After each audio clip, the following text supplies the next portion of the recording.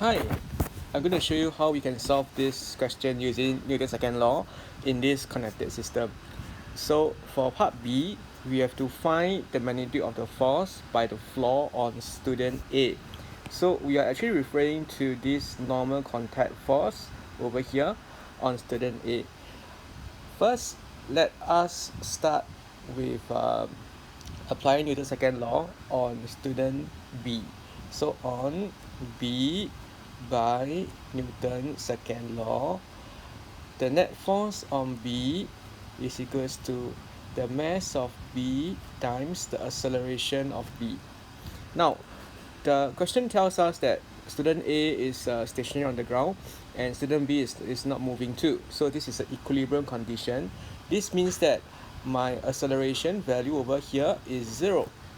This therefore means that the sum of all the forces on student B, which is basically just tension and the weight of student B, must be 0. This allows me to figure out that the value of tension and the value of the weight is the same. And therefore, this is simply just 60 kg times 9.81. Okay, now moving on student A, we can now again apply Newton's second law on student A, and therefore writing the same equation here equals to mass of A times the same thing, acceleration of A is 0. Unpacking the left, we should get all the forces, tension plus N plus weight of A equals to 0. Okay, so now let us set a direction convention. For student A, let's just set upwards to be positive. Therefore, the value of tension and N plus a negative mass of A and G is 0. Therefore, my normal contact force is equals to MAG minus tension force. Solving this becomes 70 times 9.81 minus away my tension force found previously to be 60 times 9.81, and I will get 98.1 Newton. This is positive, and it corresponds to my direction convention here that upwards is positive. Now moving on for part C, we are given that student B is accelerating upwards with a value of 0.25 meter per second squared. So let us again define upwards to be positive direction, and we do the same steps as in part B by Newton's second law on student B first. The net force on student B is mass of student B times an upwards acceleration of 0.25 meter per second squared. The forces acting on B, as shown in the free body diagram, is a tension with a weight. Weight is downward, so I put a negative sign here. So this is MB times G equals to MB times 0.25.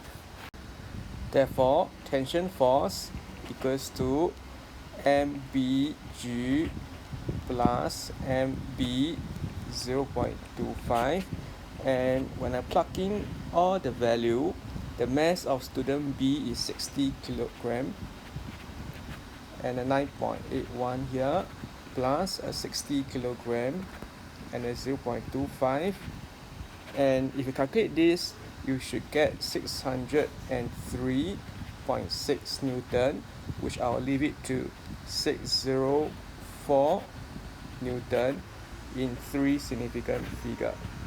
That's for part C. Now, for part D, as student B is accelerating, is student A being put off the ground. Now, if we look at student A, on the free body diagram of student A, we can see that the tension force is the same, 604 Newton, and this trying to pull A outwards. Now, the value of tension in a rope must be the same. The tension force acting on A and the value of the tension force acting on B must be the same, because if the values of tensions are different, then the rope will either be slack or it will be broken, which it didn't happen in this case. So usually in a rope, the value of tension, the magnitude of tension force of a stretched rope is the same. Now, back to A. If a student is being put outwards off the ground, if A is indeed put off the ground, then what will happen is the floor is no longer supporting student A, and therefore the value of normal contact force or the supporting force by the floor on A must go to 0 Newton. So this means that the only outward force acting on A is the tension force 604 Newton. Now, this tension force, which is 604 Newton, happens to be way more than the weight of student A. Alright, so the weight of student A is equals to 70 times 9.81. This should give you roughly 686.7 Newton. Alright, so the outward force is not big enough to counter the downward force on A. This means that in part D, even when B is accelerating, student A still remains on the ground. Now, finally, for part E, if we want to leave student A off the ground, the tension force in the rope must be at least 686.7 Newton. Recall, this is the value of the weight of A. Alright, only when the outward force of tension is way more than the downward force of student A's weight, then will student A be lifted off the ground. Okay, so with this condition in mind, we will then apply Newton's second law back on student B. Okay, so net force equals to mass of B times this acceleration value. And on student B, the net force is tension plus a negative weight. Recall, the outwards direction is set to be positive. This should be mass of B times acceleration. So my acceleration of B is equals to 1 over mass of B times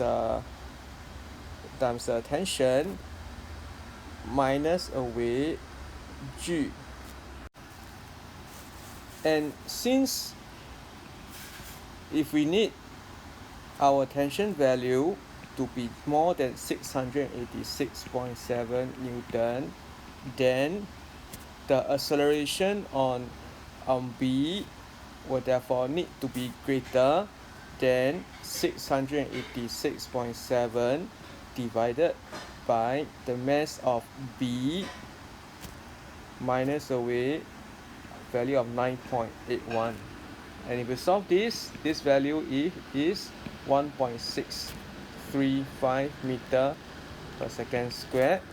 which will be 1.64 meter per second squared free SF. So this is how we get the minimum acceleration of student B to be 1.635 meter per second squared.